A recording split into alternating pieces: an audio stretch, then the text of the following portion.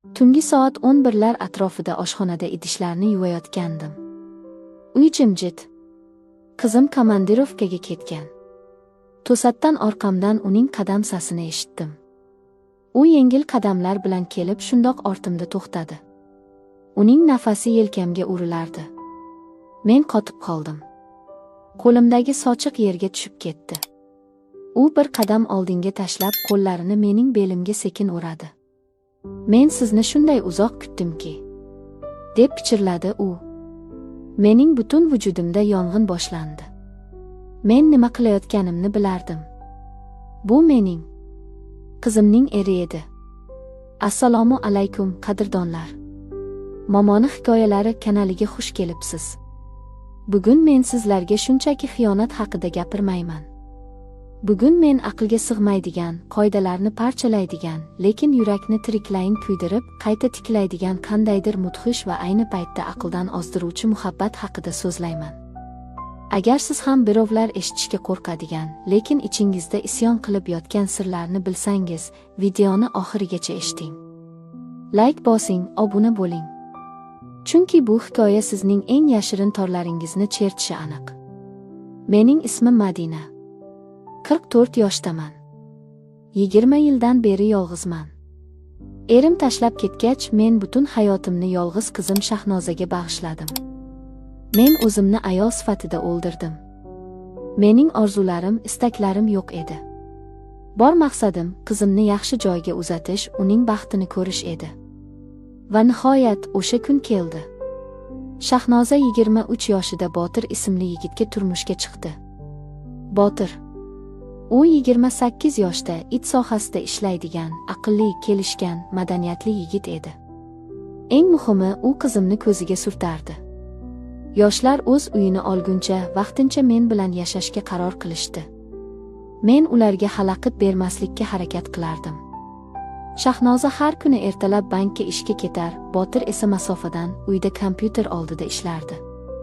Men esa uy ishlari, oshxona bilan ovora edim. Avvaliga hammasi oddiy edi. Biz o'z xonalarimizda edik. Lekin vaqt o'tishi bilan bizning yo'llarimiz oshxonada, dahlizda tez-tez kesishadigan bo'ldi. Botir kofe qilish uchun chiqqanida men bilan suhbatlashib qolardi. Bizning suhbatlarimiz ob-havodan tortib, san'atga, adabiyotga, chuqur insoniy tuyg'ularga ko'chdi.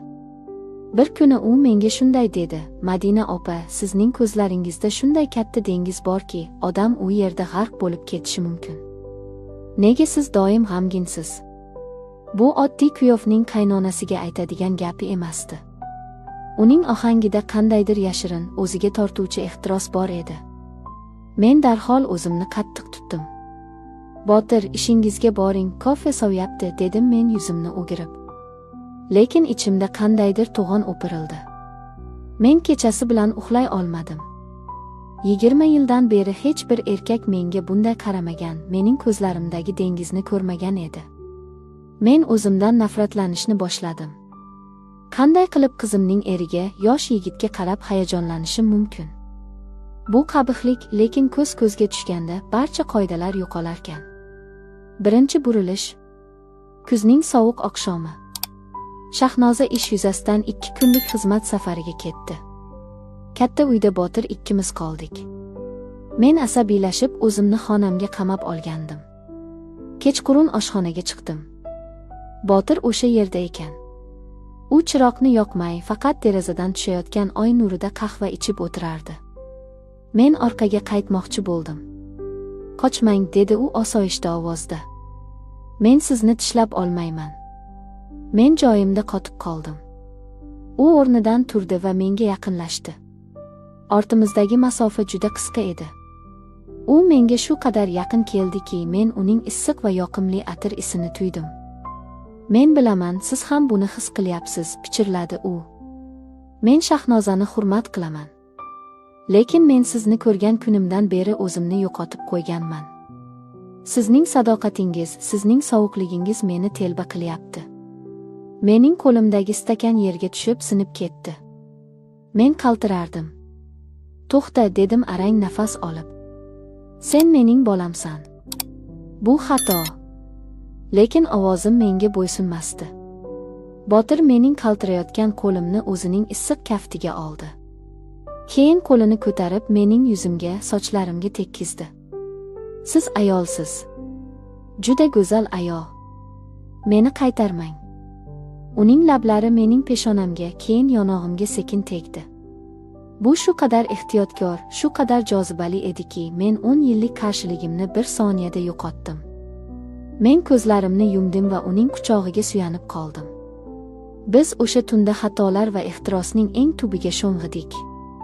Men o'zimni dunyodagi eng gunohkor, lekin eng tirik ayoldek his qilardim. Lekin tong har doim o'zining sovuq haqiqatini olib keladi. Ikkinchi burilish. Ertalab men uyg'onganimda o'z xatoyimning butun dahshatini tushunib yetdim. Men qizimga xiyonat qildim. O'z qonimga. Men tezda kiyinib uydan chiqib ketdim. Kun bo'yi parkda tentirab yurdim. O'zimni o'ldirish haqida o'yladim. Kechqurun uyga qaytganimda Botirning narsalari yo'q edi. Stol ustida qisqa xat turardi. Men sizni qoraga bulg'ashni xohlamayman. Siz o'zingizni ayblamang. Ayb menda. Men uydan ketyapman. Shahnozaga xizmat safariga ketdim deb aytdim. U meni asrash uchun o'zini olib qochdi. Oylar o'tdi. Botir va Shahnoza alohida uyga ko'chib o'tishdi. Men uni boshqa ko'rmadim. Men bu azobni qalbimning eng tubiga ko'mib yubordim. Shahnoza doim ish bilan band bo'lardi. Sekinasta qizimning ham ko'zlaridagi baxt so'nib borayotganini ko'rdim. Ular o'rtasida nizo boshlangandi. 3-burilish. Oradan 1 yil o'tdi.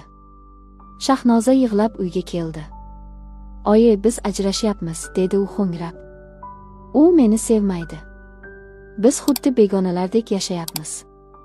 Uning ko'zlarida boshqa ayol bor, men buni sezaman, lekin kimligini bilmayman. Mening yuragimga xanjar sanchildi. O'sha boshqa ayol men edim. Men o'z qizimning baxtini vujudga kelmasdan o'ldirgan yirtqich edim. Men jimgina qizimni quchoqlab qon yig'ladim. Ularning nikohi rasman bekor qilindi. Shahnoza xorijga o'qishga ketdi.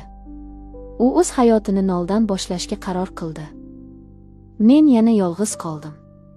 Uydagi jimjitlik meni bo'g'ardi. 4-burilish. Qorli qish oqshomi. Eshik qo'ng'irog'i chalinganda men hayron bo'ldim. Eshikni ochdim. Ostonada Botir turardi. U ozib ketgan, ko'zlari biroz kirtaygan, lekin o'sha eski jozibasi, o'sha kuchli nigohi joyida edi. Men kutdim, dedi u ostonadan o'tmay. Men sizning oilangizga xalaqit bermaslik uchun ketgandim. Endi biz erkinmiz. Men sizsiz yashay olmayman, Madina. Men eshik kesakisiga suyanib qoldim. Mening ichimda ikkita kuch ayovsiz kurashardi, onalik vijdoni va olovdek yonayotgan ayollik ehtirosi. Men unga uzoq tikildim. Kiring, dedim oxiri, ovozim qaltirab. U ichkariga kirdi. U meni darhol quchoqlamadi. U yuzimga uzoq tikilib turdi. Keyin mening yoshlangan ko'zlarimdan asta o'pib qo'ydi. O'sha oqshom biz choy ichib tonggacha suhbatlashib chiqdik. Bizning o'rtamizda hech qanday sirlar, qo'rquvlar qolmagandi. 5 va oxirgi burilish. Bugun biz birgamiz. Biz bu shahardan uzoqqa ko'chib ketdik. Hech kim bizning o'tmishimizni bilmaydi.